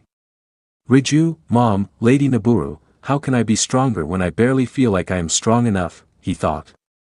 Gairahim suddenly appeared next to him. Where you been? Gino asked. Oh, I just saved a village from a tyrannical businessman. Gino smiled at Gairahim's response. That's good. You know, it has been 10 years. Gairahim nodded. Yes indeed, the demon lord nodded. 10 years since our first meeting and I begun training you. By the way, I have great news, I found the Courage Wilder. He lives in Konoha. Gino perked up. Great. We must meet up with him, maybe he can help me get stronger. Let's move. After Gino packed up, he began trekking downwards with Gairahim following. Soon you will be done with your usage, Gino, thought the demon lord, then my master will take your Triforce piece for his own. Gino and Gairahim reached the bottom in a few minutes as THD male Gerudo looked at the triangle at his hand. I'll be stronger, he thought, you better help me, and we better find the Wisdom Wilder too, all 3 of us will be invisible together. Team 7, Riju and Ajohrendt managed to check in with the gatekeepers as Naruto stretched. Man, it's great to be back in Konoha. Kakashi gave an eye smile to Naruto. Well, it has been about 3 weeks, Kakashi noted. Sakura and Sasuke nodded. Riju then went to Naruto with a smile. How about giving me a tour of your home, Naruto? The blonde blushed as he noticed the Gerudo next to him, but thankfully his sensei came to the rescue. Actually, Riju, the son of the White Fang spoke, I need you to come with me to the Hokage's office for the report. Sakura then spoke in curiosity, aren't we supposed to go with you? Kakashi shook his head. Under normal circumstances, yes, but after a lot of things happening you 3 may be in the office for too long, he replied. I'll send out a shadow clone with your pays, expect a big payout because of the bumped up rank. Kakashi then waved as he shined away with Riju before she could say a word, leaving Team 7 and Ajohrendt by themselves. So what now? Sakura asked. Sasuke walked away from the group, angering Naruto a bit. Where you going, team? Asked the blonde. Home, he replied, apparently distant cousins of mine decided to make themselves known and are planning a visit. Just hope they haven't caused any trouble if they arrived early. And with that, Sasuke was on his way. Sakura looked at Ajohrendt in curiosity. Do you know the way to your clan's grounds? She asked. Ajohrendt nodded. Of course, she replied, and don't worry, I'll see you both around till after the Chunin exams. She then ran off, leaving the last two members of Team 7 to look at each other. Chunin exam? Asked Naruto. Sakura pondered a bit before remembering. Oh yeah, she exclaimed, the Chunin exams are tests where qualified genins have a chance to prove to become Chunin. Naruto chuckled. I'm sure you, me, and Sasuke would pass it with ease, Sakura, Naruto said with a smile. Sakura placed a hand on her chin in thought. Would we though? She thought, both Naruto and Sasuke have brawn while I only have my smarts. The Pinkette then noticed Naruto walking away. Where you going? She practically screamed. Ikariku's, where else? Naruto replied, I can't train on an empty stomach. See you later, Sakura. Naruto then headed on his way, leaving Sakura, who sighed. I better get home myself, she said before heading on her way herself. Sasuke was currently heading on his way home. The shopkeepers were greeting him and Sasuke returned the greeting with a small smile and a wave. He had been thinking to a conversation he had in his mind with someone who had claimed to be a goddess and wondered if it was all true. Flashback. After Sasuke was pushed back by the barrier of Heroes Forest. Sasuke's mind. Sasuke looked around the area that was his mind and saw a woman with light blonde hair and light blue eyes wearing a golden gown sipping at tea. Who are you? Sasuke asked, where are we? The women just smiled and motioned toward an empty seer with a teacup in front of it. Please sit, the woman spoke, and all will be explained. The last Uchiha was a bit hesitant but complied, keeping an eye on the woman. After he sat down, she poured him a cup. One lump or two? She asked. Sasuke looked at the cup, then to her, and back to a cup, then back to her. One please. She smiled and placed a lump of sugar into the cup. So you asked me who I was? The woman asked with Sasuke nodded, who took a small sip from his cup. I am Hylia, head goddess of Hyrule. Sasuke raised an eyebrow at that. Hyrule? He asked. Hylia nodded. Yes, it is a distant land, she replied, far away from the elemental nations. Sasuke raised an eyebrow again before he asked, what does a goddess of a distant land want with me or with the elemental nations? She smiled, nodding. There was the question I was waiting for. She then stood, and waved her hand, showing pictures of young blonde men, each wearing a green tunic and a green cap -2. One of which wearing a train conductor's outfit and the other wearing what looks to be blue no-sleeve tunic. Sasuke looked at them with a raised eyebrow. And these are Naruto's past lives, Hylia answered Sasuke's question. Sasuke growled a bit. So, you want to talk about the dobe? Hylia frowned a bit as the pictures disappear. Your heart has been shrouded in darkness for too long, especially in one so young. Hylia leaned toward Sasuke and gently placed a hand over his chest. Hey! Sasuke exclaimed, what are you? Before he could finish, a bright ray of light appeared throughout his body before it disappeared. Sasuke was confused as stray tears began to fall before Hylia hugged him close like a mother holding a child. I'm sorry you had to go through what you did, spoke Hylia, gently stroking the last Uchiha's hair. What happened? He asked, confused on what's going on, wiping away his tears. Lady Hylia purified your heart. Sasuke looked toward the voice and noticed a woman in all red clothing with red hair. Who are you? Sasuke asked. The redhead smiled and held out her hand. Din, she replied, nice to meet you, cousin. Sasuke looked at her curiously before looking at Hylia. Din and the other two Hyrulean goddesses, Faror and Neru, she said, will be arriving at your compound acting as your distant cousins. Sasuke raised an eyebrow at the goddess. Why should I be expecting them? He asked. Hylia just smiled and rubbed Sasuke's head gently. All will reveal itself in time, now I believe it's time to wake up. As soon as Hylia said that, the world around Sasuke began to glow. Sasuke looked at the two goddesses as Din waved. See you back in Konoha. Flashback end. Sasuke shook his head as he arrived at the Uchiha compound, noticing three women at the front door, The first was tanned skin with red hair wearing a red dancer outfit, A/N, Din's oracle outfit. The second was paled skin with blue hair wearing a light blue dress with some turquoise on the top of it, A/N. Tale of the Cherry Blossom. Sakura was currently walking down the street to her home. I wish I knew how I can help benefit my team, she thought. I know I'm the best at chakra control but still. Hey forehead. Sakura looked toward the voice and saw her free name, A/N, sorry if misspelled, Ino Yamaka. I heard you came back on your big mission, she said. The pinkette smiled at the blonde. Yes I did Ino Pig, Sakura replied, and it was actually upgraded to a BA rank. The pay will be determined the rank. Ino's jaw dropped after hearing that. Details now. Spoke Ino. Sakura giggled as she walked away. We can talk on the way home. Sakura spoke as Ino followed. 5 minutes later. So let me get this straight, spoke Ino. Naruto found this sword, managed to fight a strong nuke Nin, got some training from these powerful warriors, and Sasuke-kun got nothing. Well, spoke Sakura, Sasuke told me he awakened his family's eyes. Ino grumbled. Still, Sasuke is leagues above Naruto, he's dead last in our class. Sakura, how did he become more popular huh? Sakura shook her head not knowing as a voice spoke. Excuse me, but did you say Naruto? Both genin looked over and saw a girl about their age in a white dress and a purple necklace. But what caught Sakura off guard was the 3 yellow triangles on the sleeve. That's the Triforce, she thought. How does she? Her thoughts were interrupted by Ino. Yeah we said Naruto, spoke the blonde, who's asking? The girl bowed slightly before answering.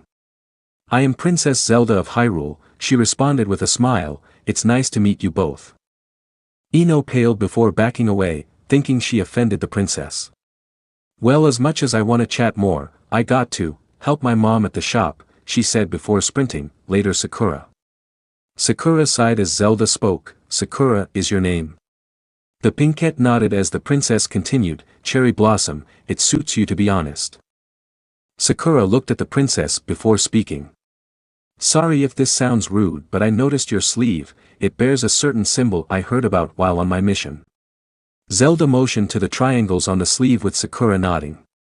So you heard about the Triforce? The princess asked. Sakura nodded again.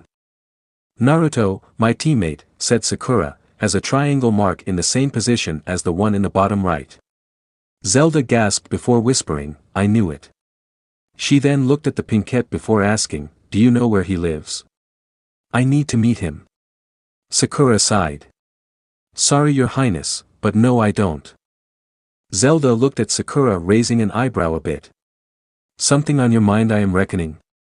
She asked the pinkette. Sakura nodded before responding. I'm just thinking on how I benefit my team. I mean both of my other teammates, including Naruto, have the strength to take on opponents while I am the best with my chakra control and that's it.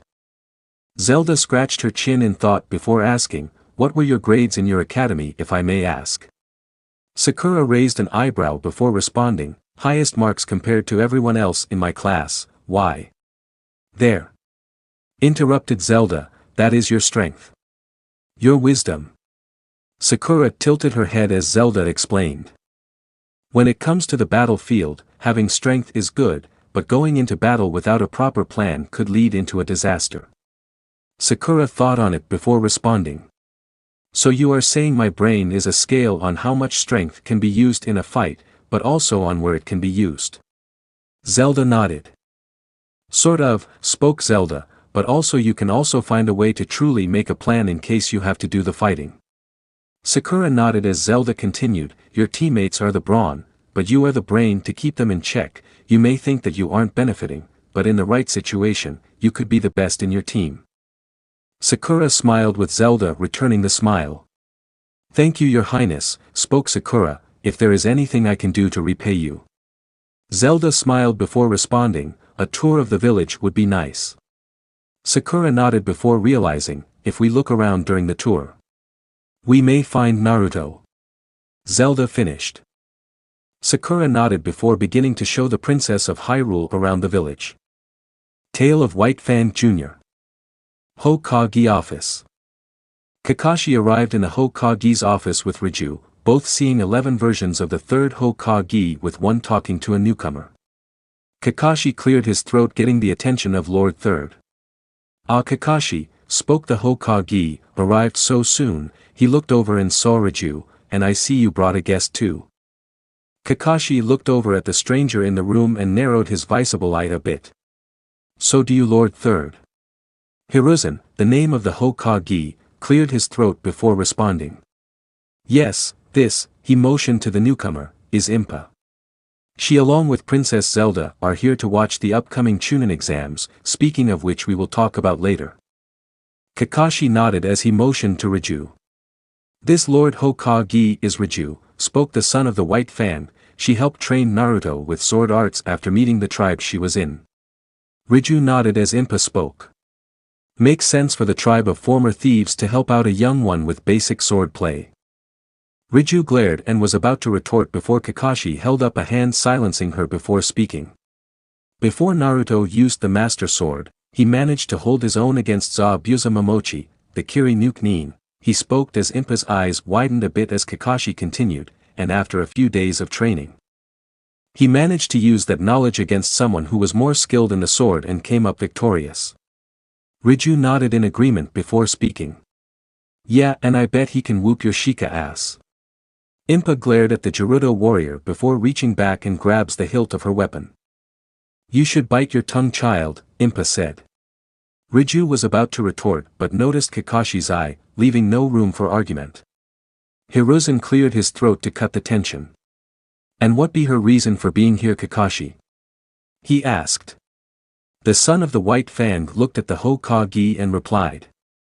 "The leader of the tribe came to us as we were leaving the Wave Village and asked for Riju to join us." Naruto, he chuckled, the energy ball that he is, quickly answered for me saying Riju can help finish his sword training. "I may not be a Kenjutsu master but I do agree Riju would be a huge help for Naruto's training." Riju beamed before Impa cleared her throat.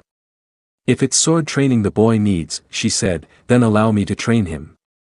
The Gerudo glared as Kakashi once again held up his hand to stop Riju before she accidentally said something she'll regret. Riju grumbled at being treated like a child as the Jonin spoke. "As much I am happy to let you torture my blonde-haired genin," Riju glared a bit as Kakashi continued, "but I have final say over who should teach him." Kakashi looked over Impa's stance noticing she's still grabbing the hilt of her weapon. "And from what it looks like," he said, "you are the strict type of teacher that tries to run their student down to mere exhaustion." Riju and Lady Naburu, from what I saw, were also strict but yet at the same time showed care and managed to help out with what he's doing wrong. "So I say, you can teach, but wait for another 3 years when he has matured a bit. He does act out at times." Impa silently looked at Kakashi then at Riju before back at Kakashi before sighing. "I understand," she said heading to the door only to stop next to Kakashi, not looking at him with Kakashi not looking at Impa. "Just so you know, I will be assisting all the proctors, so if your student does enter," she said before walking to the door and exiting, "I will not go easy, hero or not." Impa closed the door as she left as Riju looked at Kakashi. "You alright?" she asked. The sensei looked at the Gerudo with an eye smile. "I'm fine Riju, why wouldn't I be?" Riju face faulted at the bluntness at the fact his student was just threatened and brushed it off like it was nothing and was gonna respond till the Hokage cleared his throat. "Kakashi," he said, "I believe you and Miss Riju here were gonna report on the mission." Kakashi rubbed his head chuckling. "I hope you enjoy long stories Lord Hokage." Hiruzen placed his hands under his chin with a smile. Tale of the Jinchuriki. Ikareku Ramen. Naruto had finished telling Tucci, the owner of the ramen shop and his daughter Ayam about his with mission, after his 6th bowl of ramen, with Ayam's jaw dropped in surprise. "You survived," she said, "against an S-ranked Nin. Along with that, you befriended him and his daughter figure." Tucci chuckled. "This proves how unpredictable you can be Naruto," he said. Naruto nodded with a smile. "There you are Naruto," spoke a voice. Naruto turned and saw his former classmate and fellow genin, Shikamaru Nara. "Oh hey Shikamaru. said Naruto with a smile, what's going on? Shikamaru sighed as he rubbed the back of his own head. My father requested for you for some reason, he said with Naruto tilting his head in confusion. Any reason why? Shikamaru shook his head to the blonde's question. Wish I knew, but I wish I knew. So come on. Naruto nodded before following Shikamaru with Phi in silence. Why does the energy coming from your friend feel so familiar, Naruto? Phi asked from the sword. Wish I knew, Naruto thought spoke to the sword spirit, but maybe it could deal with his family techniques, similar to Ajohrendt and all of her family bug techniques. Phi contemplated it as the blonde followed Shikamaru, unknowingly missing Zelda and Sakura who entered Ikareku. 20 minutes later. Nara residence. Dad! Called out Shikamaru, as he and Naruto entered the residence. We're back. Naruto looked around as an older version of Shikamaru, Shikaku Nara. Welcome home Shikamaru, and welcome Naruto, spoke the clan head till he noticed the sword Naruto had on him. She was right, he said. She who, Dad? Asked Shikamaru. Shikaku looked at his son then at Naruto before addressing both. Follow me you two. The two genin confused shrugged with a mumble of what a drag from Shikamaru before following Shikaku to a hidden room. Dad, spoke Shikamaru, what is this room? Both genin looked around and saw strange artifacts including a boomerang with a wing carved into one of the ends, a giant metal ball that was on a chain, and two sets of claw. Our family history, Shikaku replied. Both Naruto and Shikamaru were even more confused till Phi spoke to the blonde. Naruto. She spoke, these artifacts, I may not have been fully awake to see the events but these items were used by the hero of Twilight. Naruto's eyes widened shouting unexpectedly, say what? In the middle of the room sat a mirror, which began to glow. She's calling, spoke Shikaku, Naruto, Shikamaru, you both talk with her.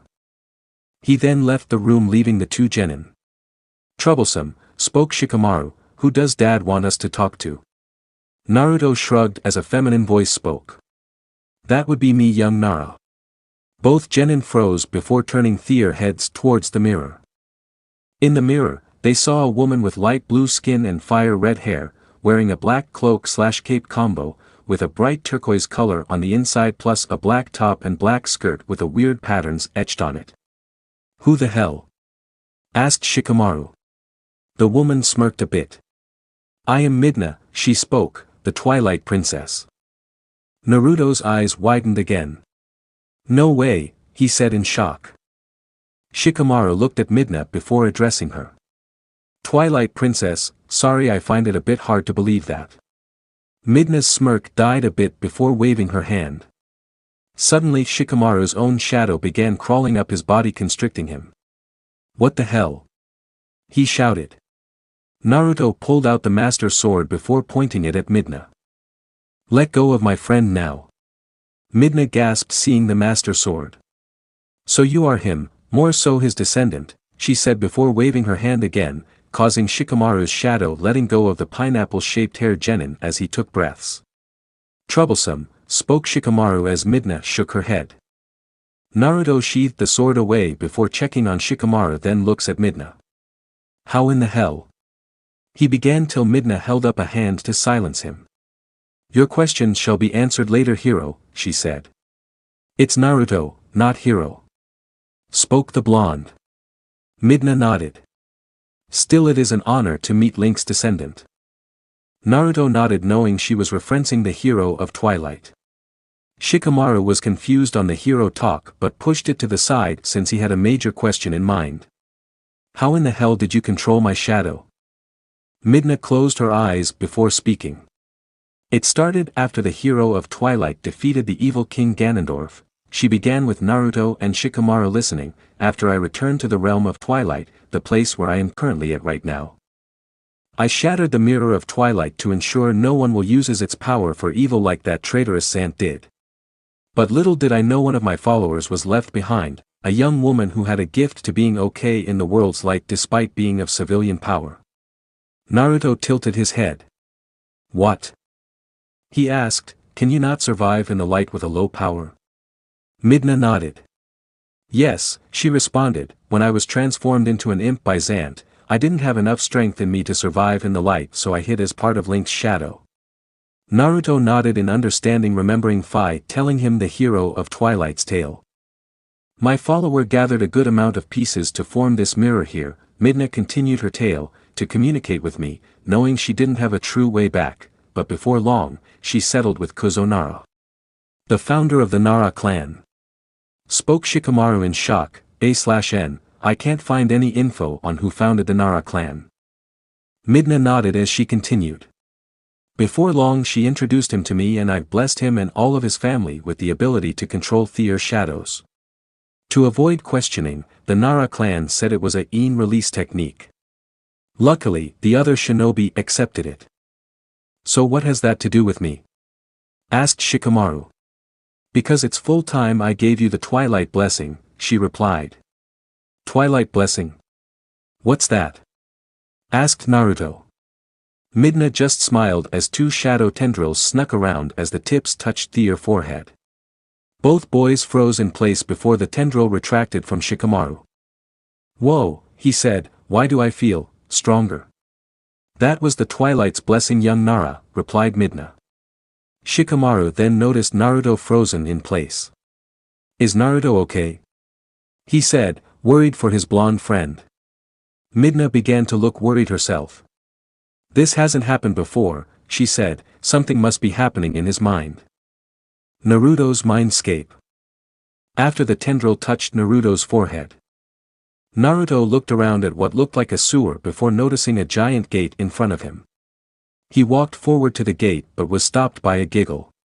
I wouldn't go that way if I were you.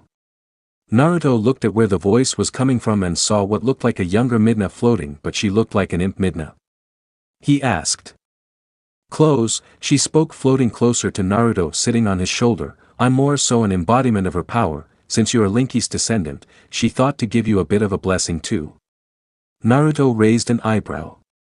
As much as I'm grateful, but still, he begun, why does she? It's obvious, spoke a voice from the cage, because the little imp had a damn crush on your ancestor. The imp Midna blushed deep at the reveal as the denizen of the cage revealed himself, a giant orange fox with blood-red eyes, with 9 tails swirling behind it, the QB no Kitsune. So, spoke Naruto, this is my mind. The QB nodded. And about time you visited me, Kit. Spoke the fox, growling a bit, I was beginning to expect you'll never show. Midna then flew up the cage with a pout. How in Hylia's name did you know I had a crush on him? She asked. The fox chuckled. You could thank the sword spirit on that, he said, she has seen it all. Midna pouted with a blush before Naruto spoke. So you hear everything? The fox nodded. They are intriguing legends, especially the hero of time story, he poked, to think, multiple timelines in her mind and it'd be hard to place it all. Hero of time. I thought that was just a myth. Spoke Midna. No, Naruto spoke, a legend. The fox nodded as he spoke, I think I should repay her for telling you all the legends, Kit. When you get out, try powering the sword with as much chakra as you can without exhausting yourself, it should help that spirit get her form back. Naruto's jaw dropped hearing that before asking, why though? Being sealed in you has become quite boring during the 13 years, so the stories did help out. Naruto nodded as Midna cleared her throat. Now that we got that out of the way, she spoke, I should be giving you the Twilight blessing now. Midna began speaking an ancient language as Naruto felt his spirit and mind become stronger. Whoa, that felt amazing. He said, thanks your highness. Midna giggled before sitting on his shoulder. You're very welcome, she said, before you ask, I'm actually gonna hang around here, heck I may try to get along with Foxy over there. The QB growled a bit with Naruto nodding as Naruto slowly began to fade. Your body is waking up, Kit, try not to get yourself killed, spoke the fox. Naruto nodded before Midna kissed him before Naruto completely disappeared. He. She giggled, I was Blondie's first kiss. Ha. I beat my full-powered self to getting first kiss. The fox chuckled, actually, the Kit's first kiss was an accidental one to the last Uchiha, and here's the thing, it was a he. Midna's eyes widened before screaming, "What? Nara Estate. Now." Naruto shook his head as he felt his consciousness coming back to him. "Naruto!" yelled Shikamaru, "You alright, man?" Naruto nodded, "Yeah, my whole mind and spirit feel stronger now." Shikamaru shook his head mumbling, "What a drag." Midna smiled from the mirror. "I do hope the portion that stays in your mind won't cause too much trouble," she said. Naruto nodded, "It should be no problem," he said before remembering something. Naruto pulled out the master sword and closes his eyes as the feeling of chakra surrounded the room. The sword grew bright until, in a flash, a feminine figure came out of the sword, startling the Twilight Princess and the Nara heir. She looked like she was made of glass, especially her outfit. Her skin was a sky blue color and wore a purple dress and a large poncho that had sky blue on one side and a dark purple on the other. She wore boots with an emerald accent surrounding it. She looked straight at Naruto, who noticed it was the same as her skin and his pupillus. "Thank you, Naruto," she spoke with a smile, "you kept your promise." Naruto nodded, ignoring the looks given to him from Shikamaru and Midna. "Glad I could help Fi." "Pit, wait, is that Naruto Uzumaki? Did we get sucked into Project M?" "Hades, no pity, we are actually in omake of a fanfiction that is slowly getting attention. But this Naruto is different, see that sword?" "Pit, wait. That's the Master Sword." "Palutena, that's right, in the universe this Naruto came from, he's the chosen hero." "Verity, plus he was blessed by Twilight magic recently, so it will be fun to see what the future will hold." "Pit, wait, so what you are saying is that?" "Hades, yep, we don't have any idea what kind of power this Naruto holds. So better watch out, pity pat." "Palutena, unfortunately Hades is right. Verity, plus Naruto is fast, not as fast a phosphor, but..." "Pit, I'm doomed." Shippuden Naruto. "Pit, why are there black lines on this script?" Palutena, because basically we have no data on this fighter, even if it is an alternate version. Hades, we are not doing this. Snaps his fingers. Me, appears, whoa, what the heck. Hades, you better have a good reason for not getting to the Shippuden arc fast enough. Me, Hades from Kid Icarus. What you, yeah, I do have outside stuff besides writing fanfictions, right? Pit, dang. You must get pretty exhausted, huh? Me, yeah, heck, also I do have to do planning for upcoming story arcs, plus other stories to work on and all that, and make sure it feels right. Verity, that makes sense really. Palutena, indeed, everything takes time to make right, we shouldn't rush things. Hades, speaking of time, it's been about over a year since you updated Naruto Ball Z, when the next chapter coming? Me, Runaway runs. Hades, I will not be denied. Pit, will he be okay? Palutena, don't worry Pit, I'll make sure he gets back safe so he can work on the story. Pit, that's a relief. Omake 2, the death of paperwork. Hokage's office. Hiruzen was staring down at Impa after what happened in the marketplace. A/N, see Tale of Wisdom from Chapter 5, A.K. Chapter 6 in the Jump feature. For reference, Impa had allowed Zelda to continue to explore Konoha with Hiruzen sending Kat, one of his best Danbyu, to watch over her. So this Danzo, spoke Impa with Hiruzen nodded. I am shocked and furious as you are, he said. Danzo's root Anbu were very deadly since they became emotionless tools, the main reason why I told him to disband it. He'll definitely be answering to me about it. Impa nodded in agreement. He will also may have to deal with more than just you, Lord Hokage, she said. His root threatened the Princess of Hyrule, which is a serious crime. Hiruzen sadly nodded. Yes, and that will add onto the pile I still have to deal with, he said, nodding toward the huge pile of paperwork still on his desk. Impa went wide-eyed at the stack. How in Great Hylia's name? She asked. Most of them are more so attempts to keep Naruto under Konoha's thumb, but I will not stand for that, spoke the old Hokage. but it has successfully make sure I'm not helped the poor boy. Wish I could do something. Impa scratches her chin in thought before asking. Lord Hokage, I am sure you know different clone techniques. Hiruzen raises an eyebrow and nodded as Impa continued. I heard that the shadow clone jutsu is good for scouting missions. Hiruzen nodded before replying, yes, because once a clone dispels the information goes back to the main perso. Hiruzen suddenly slammed his head on the table. Curse you Minato! He yelled. He then formed the hand signs and summoned 10 clones and sent them to work. And you didn't do this before because? Asked Impa smirking. Hiruzen groaned, rubbing his temples. And they used to call me the professor, he mumbled. Suddenly Kakashi appeared in the room with a new guest. Seems like Kakashi has some explaining to do. Naruto, Sasuke and Sakura were walking down the hall discussing with each other. So Sasuke, spoke Sakura, you said your cousins are staying for the entire exams?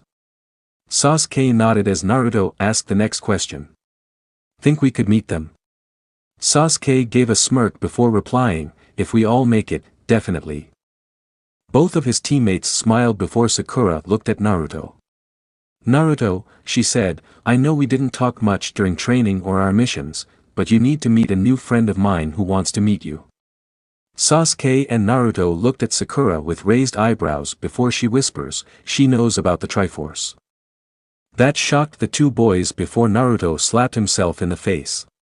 Sorry Sakura, the blonde said, but Riju has been collecting me after we finished our missions, so she can perfect my sword skills.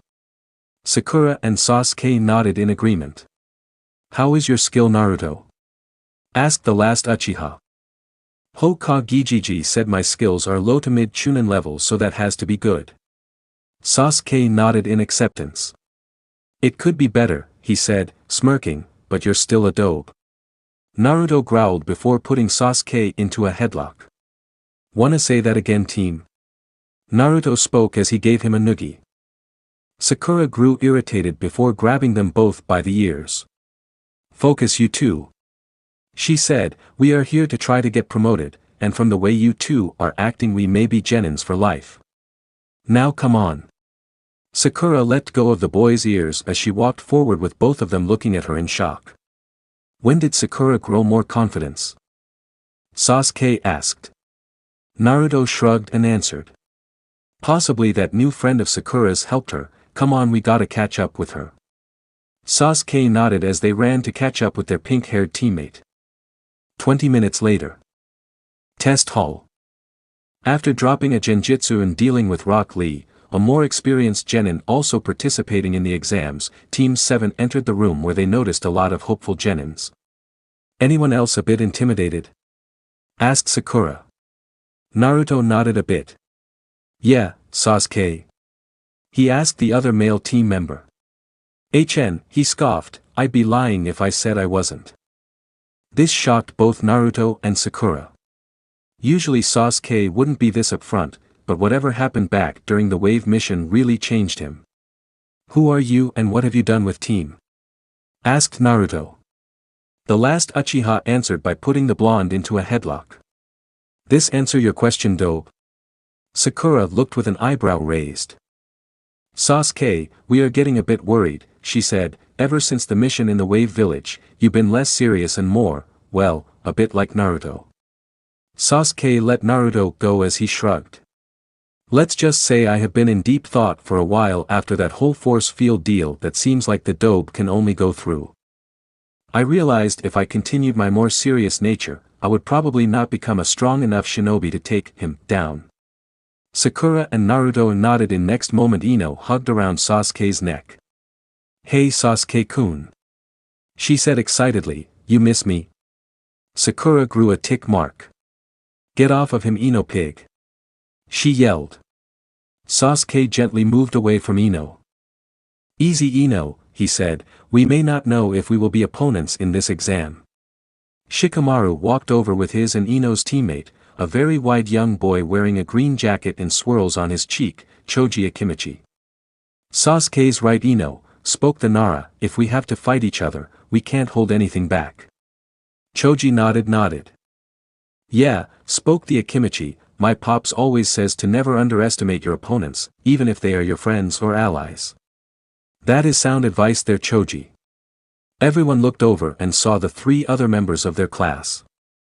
A boy wearing a huge overcoat wearing sunglasses known as Shino Abu Rami, a boy with a feral look wearing a jacket with a puppy on his head known as Kiba Inazuka, and the final member was a young female with blue hair and pupilless eyes wearing a jacket of her own known as Hinata Hyuga. Kiba then noticed the sword on Naruto.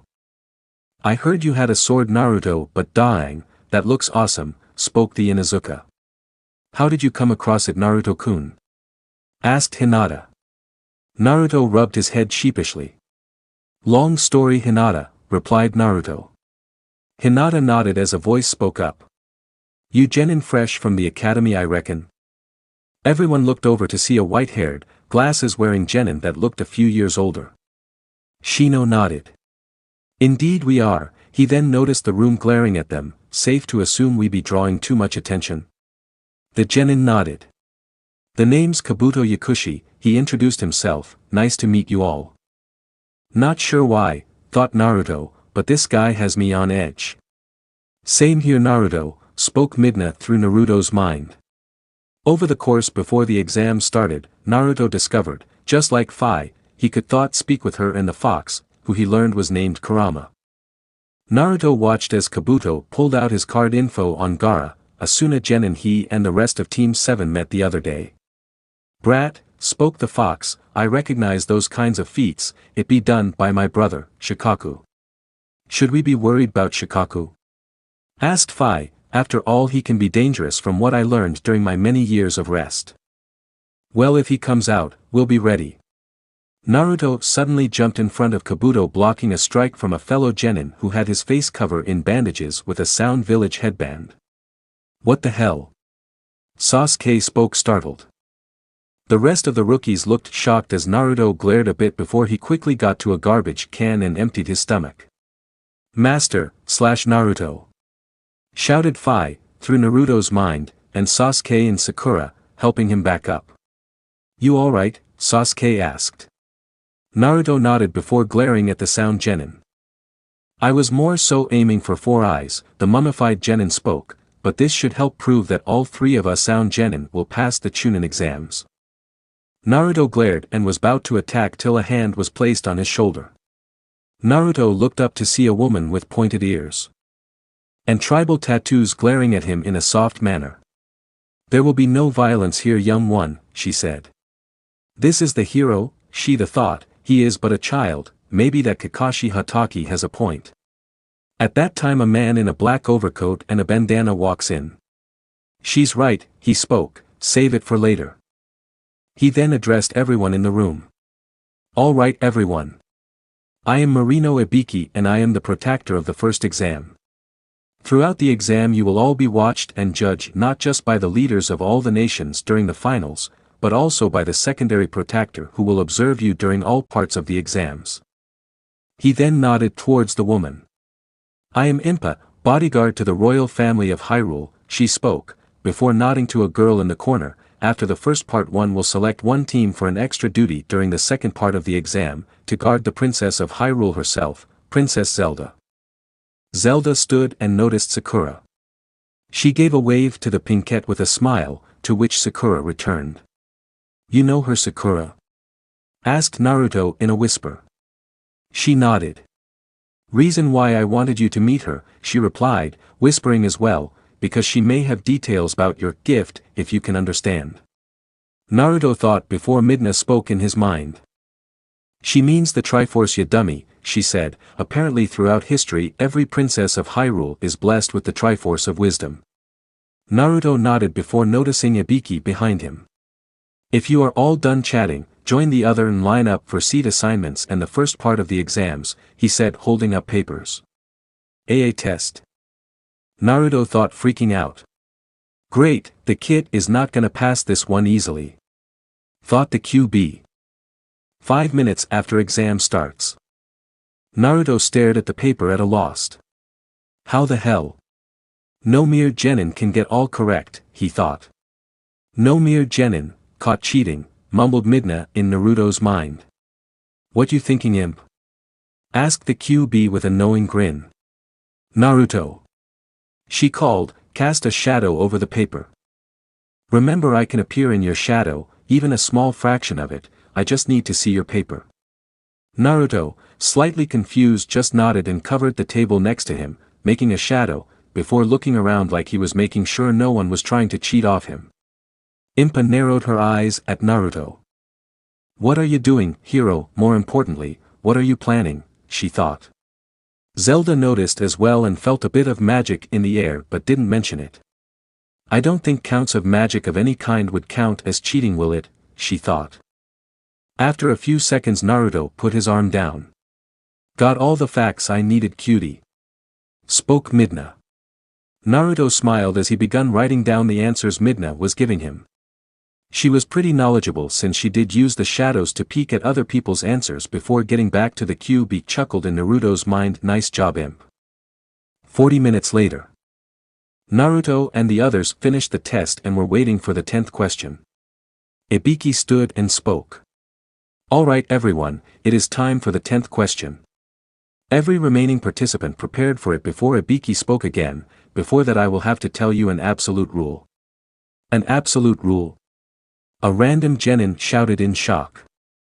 Ibiki nodded as he continued, it's your choice to accept the question, but if you get it wrong, you will be stuck as genin for the rest of your career.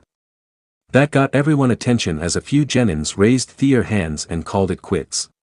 Sakura and Sasuke knew Naruto wasn't smart enough for a tough question. Before any of them could raise their hands to quit, Naruto had his hand in the air. Impa had an eyebrow raised and Zelda was confused before he slammed his hand on the table. To hell with you. He shouted, I accept your stupid question. I faced worse, I fought a guy who can summon flying kunes and stared down Zabuza Momochi and broke his blade. I don't care if I get stuck as a genin for the rest of my life, I'll become Hokage no matter what, so bring on your stupid question. The people who slowly had doubts felt moved by the blonde's speech, gaining smirks, and some people respect and felt the courage from Naruto. Hinata, who was next to him, giggled in happiness. Impa smirked. Kid gonna go places with that courage, she thought. Zelda smiled at the blonde. There be my courage wilder, she thought. Ibiki looked stoic before speaking. I will ask one time, you sure you want to take the question? Naruto smirked. I don't back down from my word, he said, that is my ninja way. Ibiki looked around, noticing no one else was leaving. Impa and the Chunin stationed in the room nodded. In that case. He spoke, you all passed the first exam. End chapter. So this part ends here. If you want to see next part of this series, like the video now, and share the story with your friends. Bye bye.